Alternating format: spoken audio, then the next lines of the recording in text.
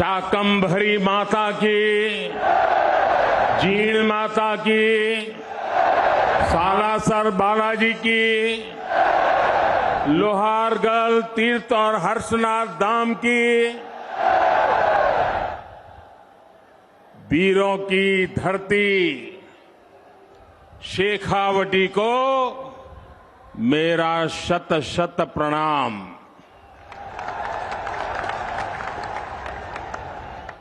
यहां के बारे में कहा जाता है, बोली जानी मीठी मिश्री, बोली जानी मीठी मिश्री, गमी सुहावई माटी, धनवाना विद्वाना की, या महापुरुषा की थाती, गम अनमोल रतन निपजावे, घन अनमोल रतन निपजावे, वाह भाई शेखावटी।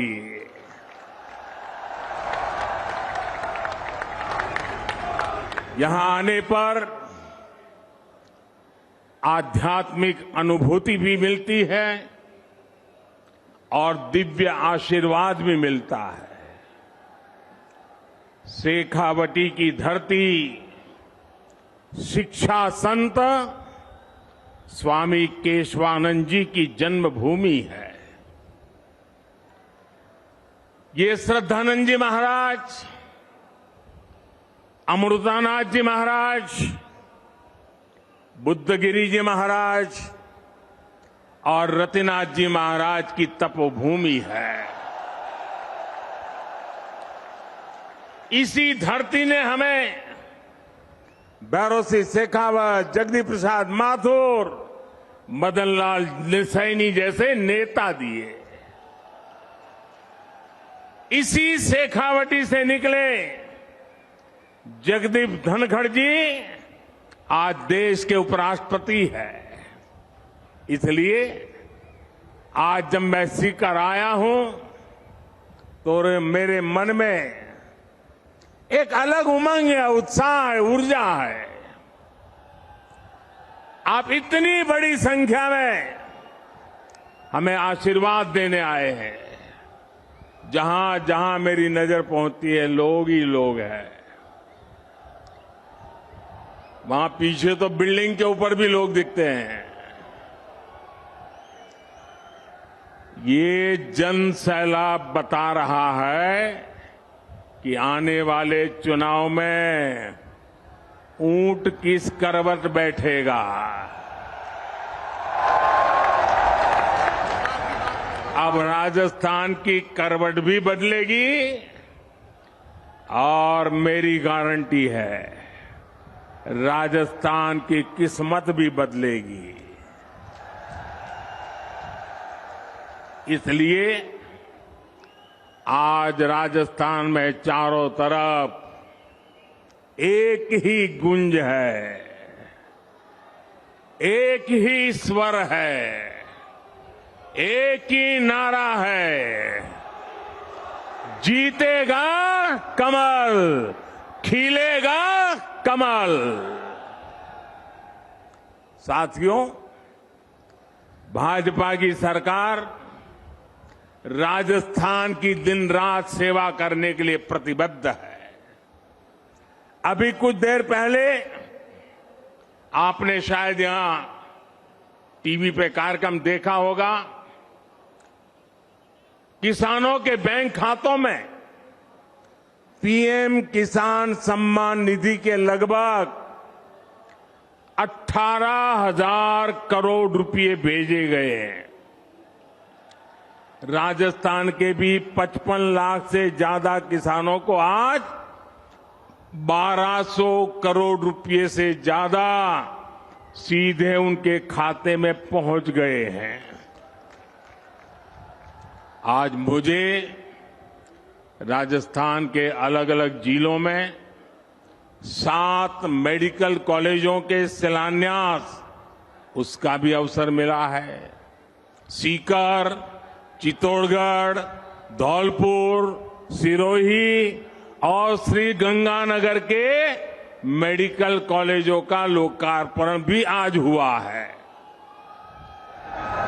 युवाओं के भविष्य के लिए नए एकलव्य स्कूल भी मैंने राजस्थान के लोगों को समर्पित किए हैं। साथियों, केंद्र सरकार की तरफ से राजस्थान की सेवा का ये सिलसिला लगातार चल रहा है। इससे पहले कुछ सप्ताह पहले मैं बीकानेर आया था, तब भी मुझे अमृतसर जामनगर एक्सप्रेसवे और 24,000 करोड़ रुपयों की परियोजनाओं के लोकार्पण शिलान्यास का सौभाग्य मिला था। राजस्थान में अच्छी सड़कों के लिए, अच्छे हाईवे के लिए, राज्य के विकास के लिए भाजपा सरकार केंद्र से लगातार पैसे भेज रही है। जब केंद्र में, साथियों याद रखना, याद रखोगे, जरा हाथ ऊपर करके बताओ, याद रखोगे? पक्का याद रखोगे? केंद्र में जब कांग्रेस की सरकार थी तो 10 साल में राजस्थान को टैक्स की हिस्सेदारी के रूप में 1 लाख करोड़ रुपए ही दिए गए थे। बीते 9 वर्षों में भाजपा की सरकार ने टैक्स की हिस्सेदारी के रूप में राजस्थान को 4 लाख करोड़ रुपए से भी ज्यादा पहुंचाए हैं। कहां 1 लाख करोड़ और कहां 4 लाख करोड़। जब केंद्र में 10 साल कांग्रेस की सरकार थी तो राजस्थान को सेंट्रल ग्रांट के रूप में भी करीब 50,000 करोड़ रुपए ही दिए गए थे। हमारी सरकार ने बीते 9 वर्षों में सेंट्रल ग्रांट के तौर पर राजस्थान को 1.5 लाख करोड़ रुपए से ज्यादा दिए हैं।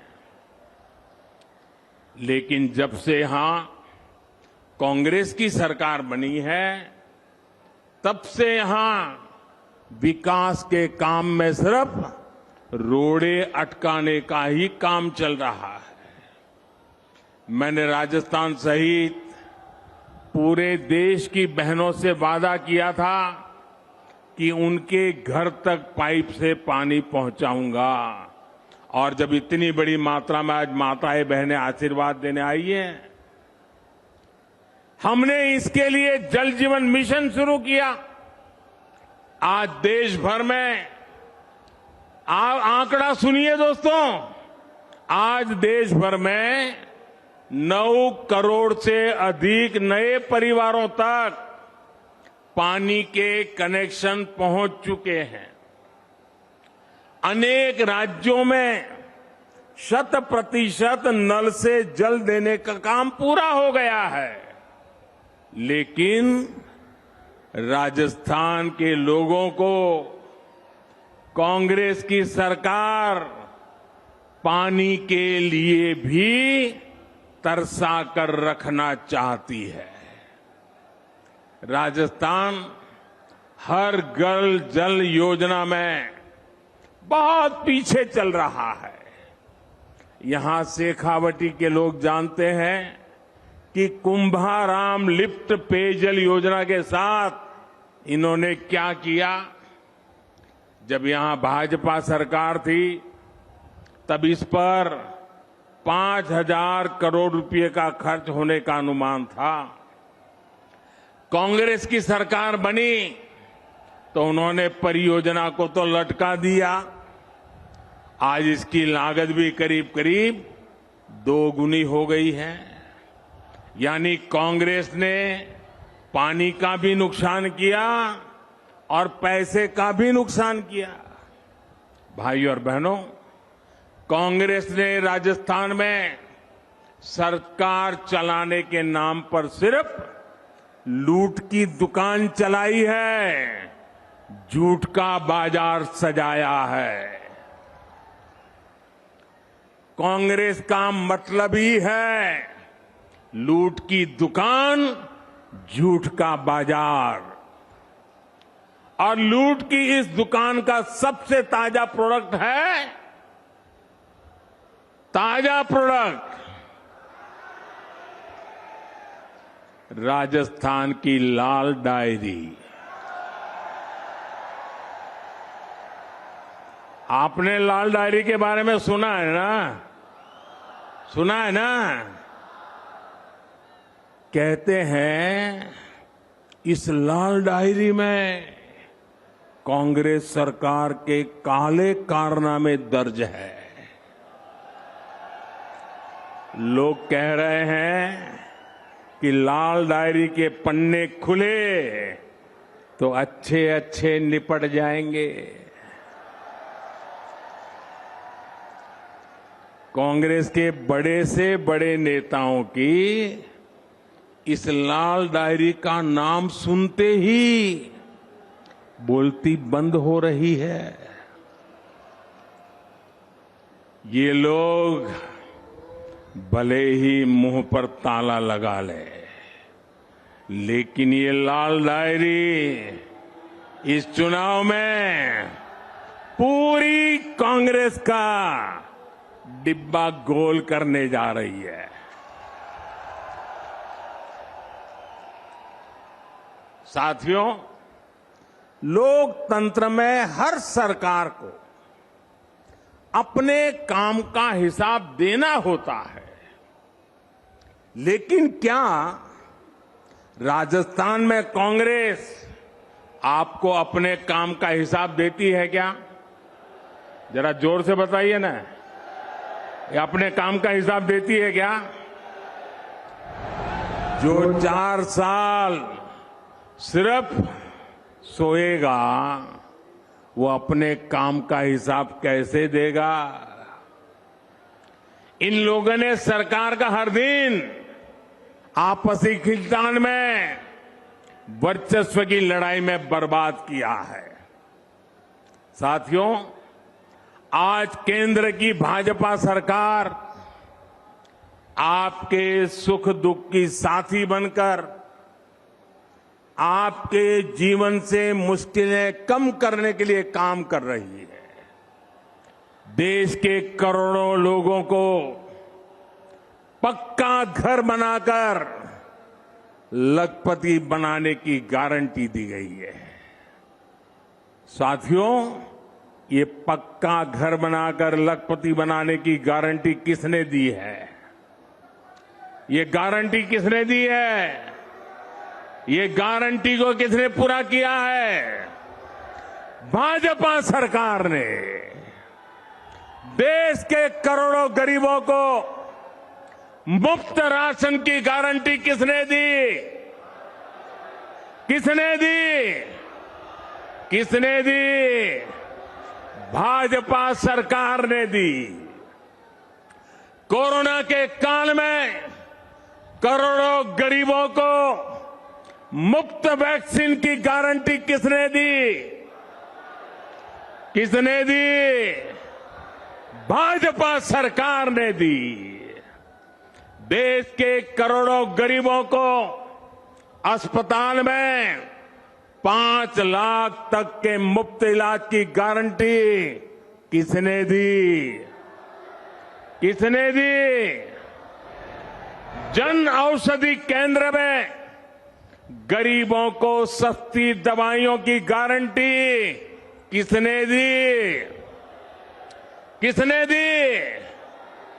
गरीब का बच्चा भी डॉक्टर, इंजीनियर बन सके, अंग्रेजी ना आने की वजह से पीछे न रह जाए, इसके लिए मातृभाषा में पढ़ाई की गारंटी किसने दी?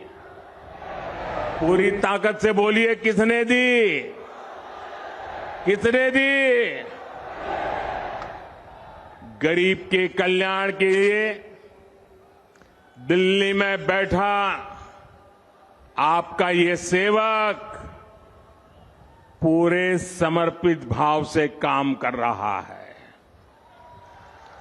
भाइयों और बहनों, हमारे सीकर की पहचान तो शिक्षा नगरी के रूप में भी होती है। यहां के गांव ढाणी डॉक्टर इंजीनियर बनाते आए हैं। केंद्र की भाजपा सरकार युवाओं को शिक्षा और रोजगार के नए अवसर देने में जुटी है। लेकिन राजस्थान में क्या हो रहा है? राजस्थान में युवाओं के भविष्य से खिलवाड़ हो रहा है। पेपर लीक उद्योग चल रहा है, पेपर लीक उद्योग।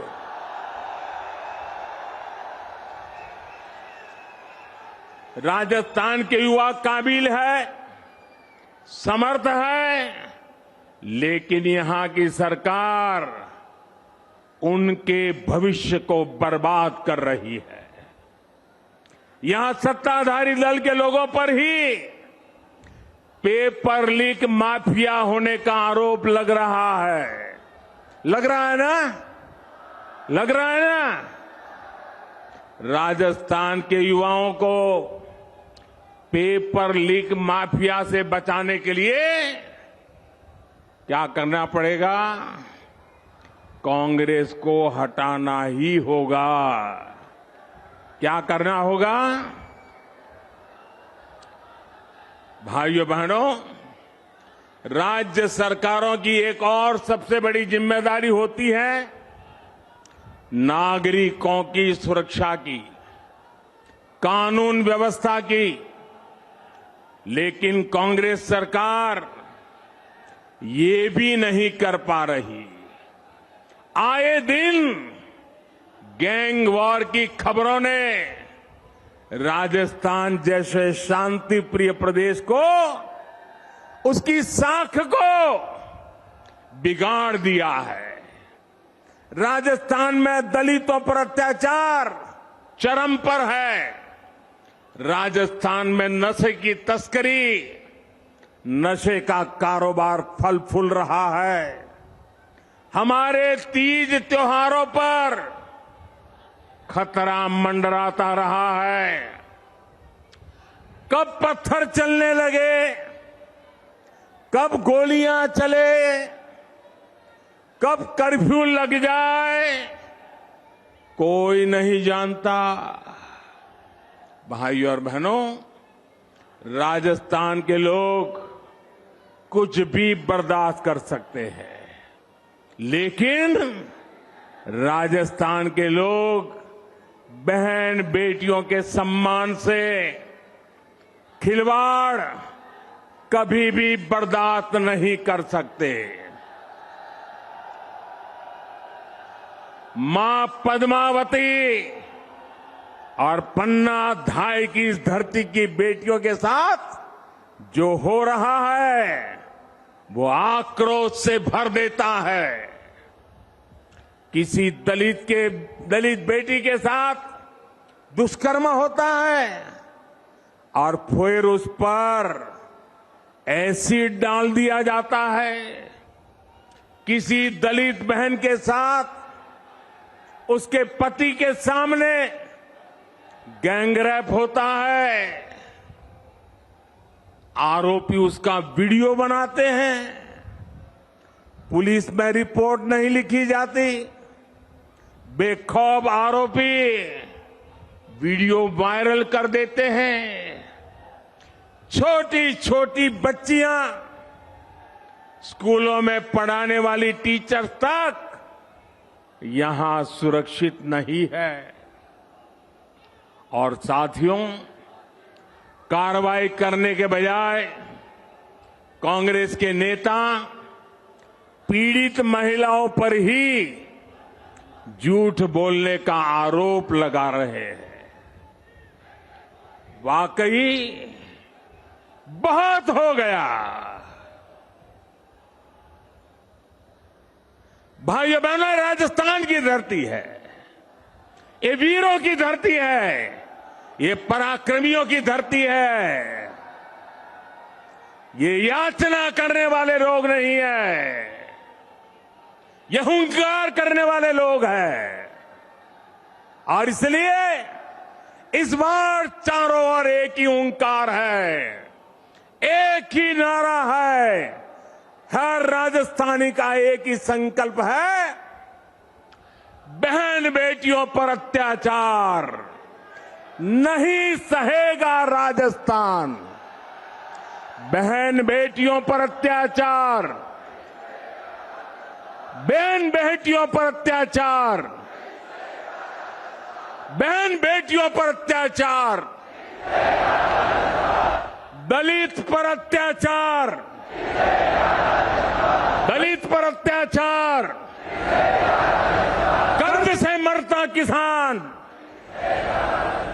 कर्ज से मरता किसान अपराध बेलगाम नहीं सहेगा, अपराध बेलगाम नहीं सहेगा राजस्थान। पेपर लीक से युवा परेशान नहीं सहेगा राजस्थान। भ्रष्टाचार नहीं सहेगा राजस्थान। साथियों, कांग्रेस आज देश की सबसे बड़ी दिशा विहीन पार्टी बनकर रह गई है। इन दिनों कांग्रेस और उसके सहयोगी दलों ने एक नया पैंतरा चला है। ये पैंतरा है नाम बदलने का। पहले के जमाने में राजस्थान के लोग व्यापारियों की दुनिया बराबर जानते हैं। पहले के जमाने में कोई पीढ़ी, कोई कंपनी अगर बदनाम हो जाए, उसके फ्रॉड करने वाली कंपनी का चिट्ठा निकल जाए, तो तुरंत वो कंपनी वाले नया बोर्ड लगा करके अपना कारोबार शुरू कर करके लोगों को भ्रमित करने का काम करते हैं और नाम बदल करके लोगों को मूर्ख बना करके अपना धंधा पानी चलाने की कोशिश करते हैं। कांग्रेस और उसके साथियों की जमात ऐसी फ्रॉड कंपनियों की नकल कर रही है। यूपीए के कुकर्म लोगों को याद ना आए, इसलिए इन्होंने अपना नाम यूपीए से बदलकर INDIA कर दिया और इतना लंबा कर दिया कि लोग भूल जाएं। यूपीए के नाम बदला है ताकि ये आतंकवाद के सामने घुटने टेकने का अपना पाप छिपा सके। इन्होंने नाम बदला है ताकि ये कर्ज माफी के नाम पर किसानों से विश्वासघात को छिपा सके। यूपीए नाम बदला है ताकि ये गरीबों के साथ किए गए छल कपट को छिपा सके।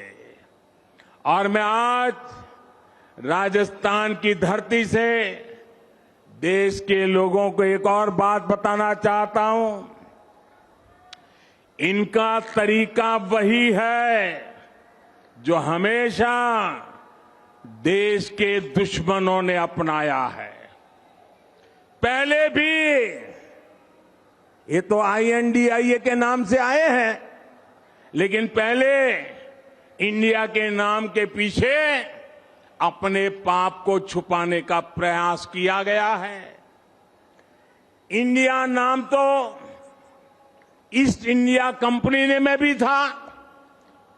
ईस्ट इंडिया कंपनी में भी इंडिया था कि नहीं था? लेकिन इंडिया नाम अपनी भारत भक्ति दिखाने के लिए नहीं, बल्कि भारत को लूटने के इरादे से लगाया गया था। आपको याद होगा कि कांग्रेस के शासनकाल में सिमी यानी student Islamic movement of India बना था। नाम में इंडिया था, लेकिन मिशन इंडिया को आतंकी हमलों से बर्बाद करने का था। जब इसके कुकर्म सामने आए तो सीमी पे बैन किया गया और ये बैन हुआ तो फिर नया नाम लेकर आए, उन्होंने भी नाम बदला, पीएफआई। सीमी बन गया पीएफआई, यानी पॉपुलर फ्रंट ऑफ इंडिया। नाम नया, नाम में फिर इंडिया, लेकिन काम वही पुराना। साथियों, INDIA के नाम के लेवल से ये अपने पुराने कारनामों को छुपाना चाहते हैं, यूपीए के कारनामों को छुपाना चाहता है। अगर इनको वाकई इंडिया की परवाह होती तो क्या विदेश में जाकर के विदेशियों से भारत में दखल देने के लिए बात करते क्या? अगर उन्हें इंडिया की चिंता होती तो क्या ये सर्जिकल स्ट्राइक और एयर स्ट्राइक पर सवाल उठाते क्या? इनको इंडिया की चिंता होती तो क्या ये गलवान में भारत की सेना के शौर्य को कटघरे में रखते क्या? साथियों, ये वही चेहरे हैं जो आतंकी हमला होने पर दुनिया के आगे रोते थे, कुछ नहीं करते थे। इन्हें देश के सुरक्षा बलों के सामर्थ्य पर भरोसा नहीं है। ये वही चेहरे हैं जिन्होंने हमारे सैनिकों का हक मारा है। दशकों तक हमारे सैनिक 1 रैंक 1 पेंशन मांगते रहे, लेकिन इन्होंने नहीं दिया। जो लोग टुकड़े टुकड़े गैंग को गले लगाते हैं, जो लोग भारत में भाषा के आधार पर बंटवारा करते हैं, जो लोग विदेशों से संबंध भी इस आधार पर बनाते हैं कि उनका वोट बैंक नाराज ना हो जाए, जिनके लिए राष्ट्रहित नहीं बल्कि वोट बैंक सर्वोपरि है, वे लोग आज जब INDIA की बात करते हैं तो दिखावा लगता है, छलावा लगता है, झूठ लगता है। भाइयों और बहनों, इन लोगों में अहंकार कूट कूट कर भरा हुआ है। एक बार इन्होंने नारा दिया था, Indira is India, India is Indira, और तब देश की जनता ने उनका हिसाब चुकता कर दिया था, चुन चुन करके साफ कर दिया था, उखाड़ फेंका था उन लोगों को। अहंकार से भरे हुए इन लोगों ने फिर वही पाप दोहराया है। ये सुधरने को तैयार नहीं है। ये लोग कह रहे हैं UPA is India, India is UPA. इनका जनता पर फिर से एक बार वही हाल करेगी जो पहले किया था। साथियों, हम जानते हैं कि आजादी का आंदोलन जब पूरी प्रखरता पर था तो महात्मा गांधी ने एक नारा दिया था। ये नारा देश के लोगों की प्रेरणा बन गया था और आजादी के आंदोलन में इस नारे ने ऊर्जा भर दी थी। नौजवान स्कूल कॉलेज में अपनी किताबें छोड़ करके महात्मा गांधी के आदेश पर आजादी के लिए चल पड़े थे, जेलें भर दी थी, अंग्रेजों की गोलियां कम पड़ गई थी। वो दिन थे और तब महात्मा गांधी ने जो नारा दिया था, आज फिर से देश के कल्याण के लिए, देश के उज्जवल भविष्य के लिए उस नारे की फिर से जरूरत है दोस्तों। इस नारे को फिर से गांव गांव घर घर पहुंचाने की जरूरत है। वो क्या नारा था? महात्मा गांधी ने नारा दिया था, क्विट इंडिया, अंग्रेजों इंडिया छोड़ो, अंग्रेजों इंडिया छोड़ो। और अंग्रेजों को देश छोड़कर जाना पड़ा था। वैसे ही आज हम समृद्ध भारत बनाने का संकल्प लेकर चले हैं। जैसे गांधी जी ने क्विट इंडिया का मंत्र दिया था, वैसे ही आज का मंत्र है भ्रष्टाचार क्विट इंडिया, भ्रष्टाचार छोड़ो इंडिया, परिवारवाद क्विट इंडिया, परिवारवाद छोड़ो इंडिया, तुष्टीकरण क्विट इंडिया, तुष्टीकरण छोड़ो इंडिया।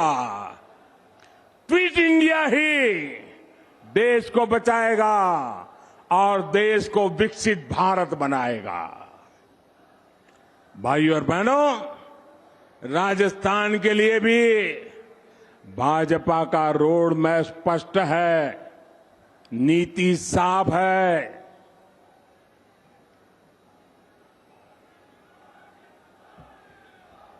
आने वाले 5 साल में जब भारत दुनिया की तीसरी बड़ी इकोनॉमी होगा, तो उसमें राजस्थान की बहुत बड़ी हिस्सेदारी होगी। भाजपा सरकार बनते ही यहां भ्रष्टाचारियों पर, अपराधियों पर कड़ी कार्रवाई की जाएगी। भाजपा सरकार राजस्थान के नौजवानों की आकांक्षा को सम्मान देगी। भाजपा की डबल इंजन सरकार बिना रुके बिना थके काम करेगी। राजस्थान के पास सामर्थ्य की कमी नहीं है। राजस्थान के विकास के लिए जैसे पूरा राजस्थान आज मुझे साथ दे रहा है, मेरा शेखावटी भी पीछे नहीं रहेगा, ये मुझे पूरा भरोसा है। साथियों, हाथ ऊपर करके मुझे जवाब दीजिए, शेखावटी की हर सीट, हर विधानसभा सीट, हर बूथ पर कमल खिला करके रहेंगे। ये संकल्प है, ये वादा है। साथियों, ये ऊर्जा पूरे राजस्थान के हर बूथ में कमल खिलाएगी। इसी विश्वास के साथ घर घर मंत्र लेके चले जाइए, भ्रष्टाचारी क्विट इंडिया।